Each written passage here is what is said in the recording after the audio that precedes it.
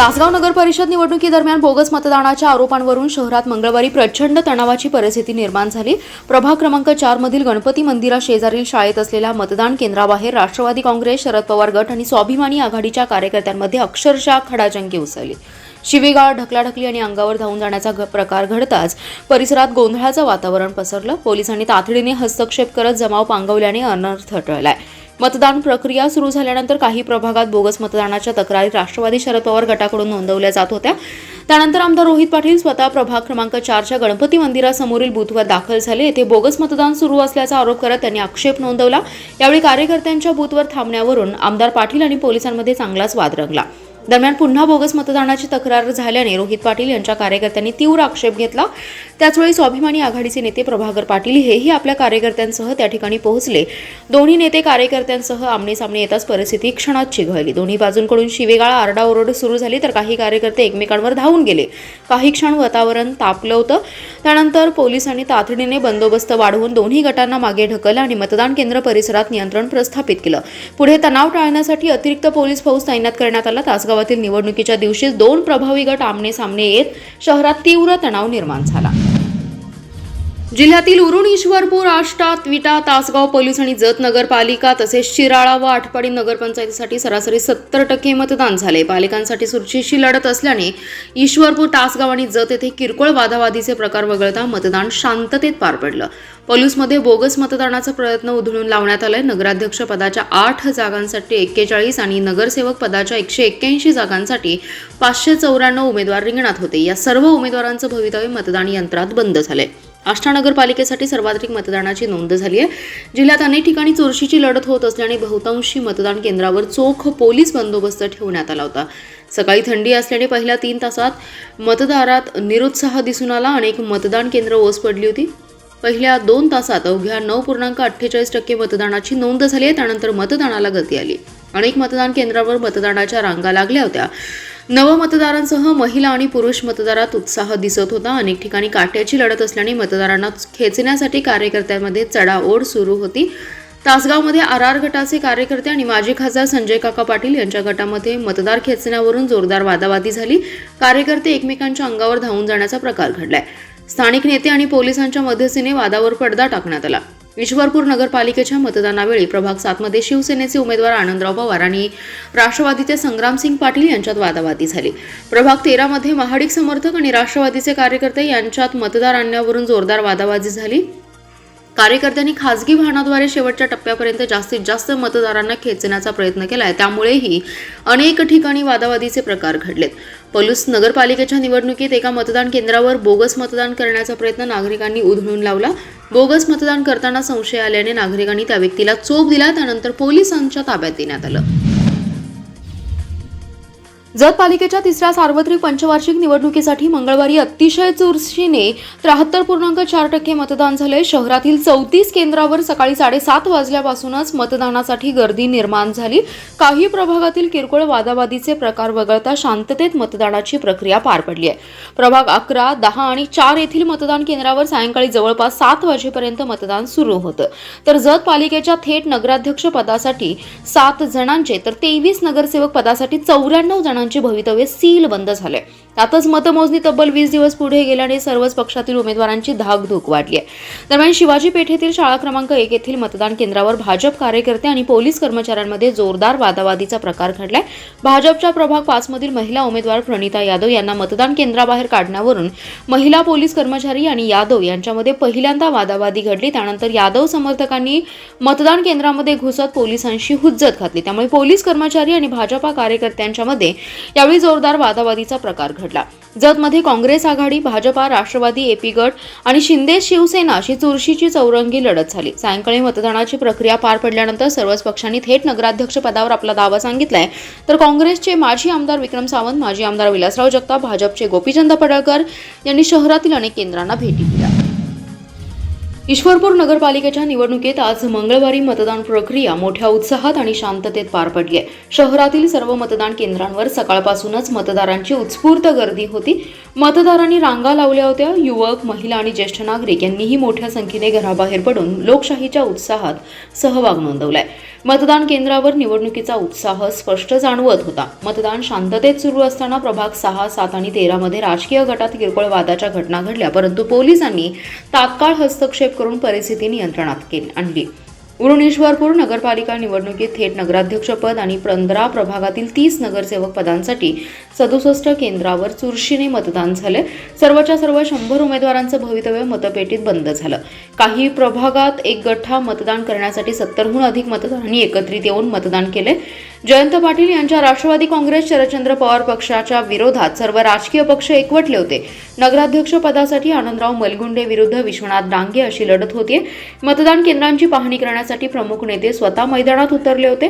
Jayant Patil, Sadabhau Khot, Nishikant Patil, advocate Chiman Dange आणि राहुल महाडिक, सम्राट महाडिक यांनी विविध मतदान केंद्रांना भेट देत मतदार आणि कार्यकर्त्यांशी संवाद साधलाय. निवडणूक निर्णय अधिकारी श्रीनिवास अर्जुन आणि सहाय्यक निवडणूक निर्णय अधिकारी पृथ्वीराज पाटील यांच्या मार्गदर्शनाखाली मतदान प्रक्रिया झाली. निवडणूक सुरळीत पार पाडण्यासाठी निवडणूक आयोगाच्या कर्मचाऱ्यांनी प्रत्येक केंद्रावर भेटी दिल्या. राज्यातील नगर परिषद आणि नगरपंचायत निवडणुकीच्या निकालाबाबत उच्च न्यायालयाच्या नागपूर खंडपीठाने निकाल दिलाय. नगर परिषदांची मतदान प्रक्रिया पुढे ढकलली होती. निवडणूक 20 डिसेंबरला होईल, त्याचा नगर परिषदांच्या निकालावर प्रभाव पडू शकतो.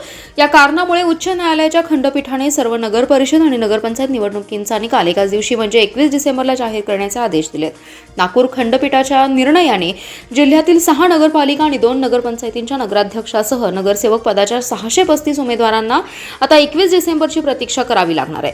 काही नगर परिषदांबाबत न्यायालयीन प्रक्रिया प्रलंबित असल्याने राज्यातील जवळपास 20 नगर परिषदांची मतदान प्रक्रिया पुढे ढकलली होती.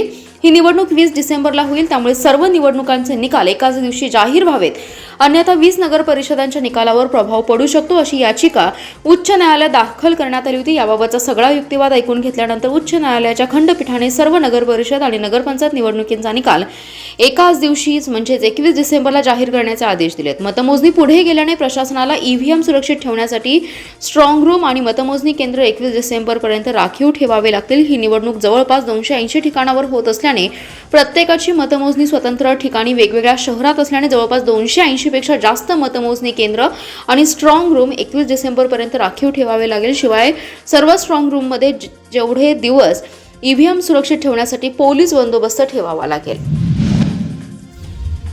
मतदानाचा हक्क बजावण्यासाठी चक्क 7 समुद्र पार करत एक तरुण सांगलीच्या शिराळामध्ये दाखल झालाय. मतदान हे श्रेष्ठ दान असल्याचं सांगत मतदानाचा हक्क बजावलाय.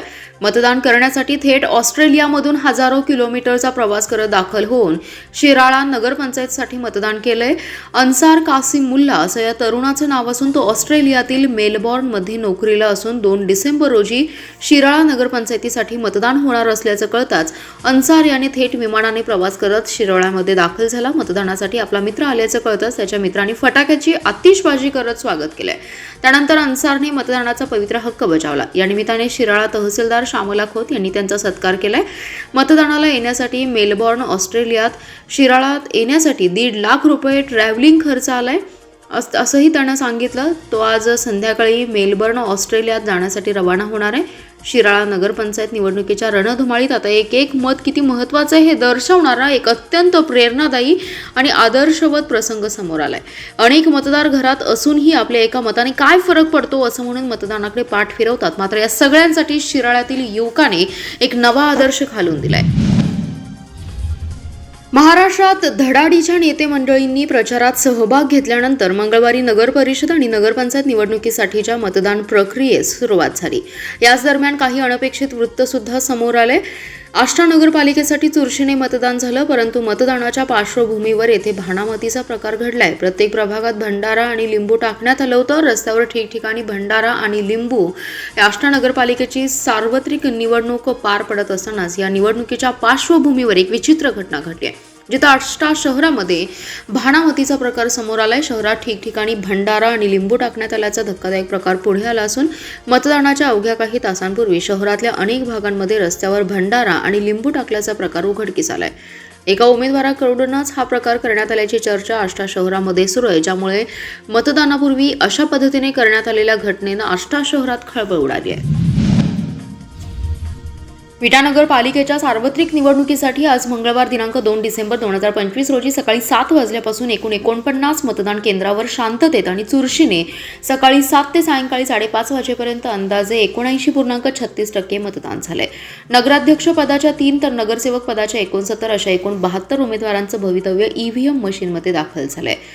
प्रभाग क्रमांक 3 मधील आदर्शनगर येथील मतदान केंद्रावर ईव्हीएम मशीनमध्ये बिघाड झाला होता, त्यामुळे ईव्हीएम मशीन बदलण्यात आलं. तर प्रभाग 2 आणि 13 मधील मतदान केंद्रावर उशिरापर्यंत मतदान सुरू होतं, त्यामुळे शेवटच्या टप्प्यात किती टक्के मतदान झालं याची आकडेवारी अद्याप फायनल झाली नाही. विटा नगरपालिकेच्या सार्वत्रिक निवडणुकीसाठी भाजप विरुद्ध शिवसेना विरुद्ध राष्ट्रवादी अजितदादा गट अशी तिरंगी लढत झाली आहे. निवडणुकीसाठी आज 49 केंद्रावर इलेक्ट्रॉनिक मतदान यंत्रासह 44 केंद्रस्तरीय अधिकारी, 5 क्षेत्रीय अधिकारी, 325 कर्मचारी यांच्या उपस्थितीत मतदान प्रक्रियेस सुरुवात झाली. संपूर्ण मतदान प्रक्रियेवर निवडणूक निर्णय अधिकारी तथा प्रांताधिकारी डॉक्टर विक्रम पांदल आणि सहाय्यक निवडणूक निर्णय अधिकारी तथा मुख्याधिकारी विक्रमसिंग पाटील यांच्यासह भरारी पथक लक्ष ठेवून होतं. मतदारांना ने-आण करण्यासाठी रिक्षांची आणि खाजगी वाहनांची व्यवस्था करण्यात आली होती. दुपारी 3 नंतर गतीने मतदान सुरू झालं. 3:30 वाजेपर्यंत 56.94% मतदान झालं होतं. मात्र 5व्या टप्प्यात सकाळी 7 ते 5:30 वाजेपर्यंत 13 प्रभागात चुरशीने मतदान झाले. तर प्रभाग 2 आणि 13 मधील मतदान केंद्रावर उशिरापर्यंत मतदान सुरू होतं, त्यामुळे शेवटच्या टप्प्यात किती टक्के मतदान झालं याची आकडेवारी अद्याप फायनल झाली नाही. मात्र अंदाजे 79.36% मतदान झालं असल्याचे निवडणूक निर्णय अधिकारी तथा प्रांताधिकारी डॉक्टर बांदल यांनी सांगितले. सांगलीतल्या काळ्या खणीचा विकास करताना महापालिकेच्या वरिष्ठ अधिकाऱ्यांनी अधिकाराचा गैरवापर केला आहे. नियमभंग करून सार्वजनिक पैशांची उधळपट्टी केली आहे, त्यामुळे संबंधितांवर गुन्हे दाखल करून त्यांच्याकडून पैशांची वसुली करावी या मागणीसाठी उच्च न्यायालयात याचिका दाखल करणार असल्याचा इशारा जिल्हा संघर्ष समितीच्या पदाधिकाऱ्यांनी दिलाय. रवींद्र चव्हाण, ताणेजीराव रुईकर, नागरिक जागृती मंचचे सतीश साखळकर, शिवसेना जिल्हा प्रमुख शंभूराज काटकर यांनी संयुक्तरित्या बैठक घेऊन ही माहिती दिली. तानाजी रुईकर म्हणाले, काळ्या खणी शेजारी फूड कोर्ट गाळ्यांचं बांधकाम करताना नगररचना विभागाची परवानगी घेतली नाही, ही बाब गंभीर आहे. सार्वजनिक मालमत्तेवरील कोणतेही नवे बांधकाम परवान्याशिवाय करणं हे बेकायदेशीर आहे. शिवाय यासाठी निविदा प्रक्रिया राबवली नाही. तसेच बांधकाम परवाना न घेता रस्त्यापासून नियमानुसार सामासिक अंतर न सोडता आणि रस्त्याच्या जागेतच फूड कोर्ट बांधण्याचा नकाशा देणाऱ्या आर्किटेक्टची सनद रद्द करणं आवश्यक आहे. हे बांधकाम बेकायदेशीर झाले, त्यामुळे बांधकाम पाडणं आवश्यक आहे. फूड कोर्ट गाळ्याबाबत न्यायालयात खटले प्रलंबित आहेत. न्यायालयीन वाद असताना नवीन बांधकाम आणि नवे करार करणं अवैध आहे. पूर्वी या गाळ्यांच्या भाडे करारासाठी लिलाव प्रक्रिया झाली आहे, मग पुन्हा नव्याने गुप्त पद्धतीने नियमभंग करून प्रक्रिया का राबवली जाते असा सवाल रुईकर यांनी केलाय.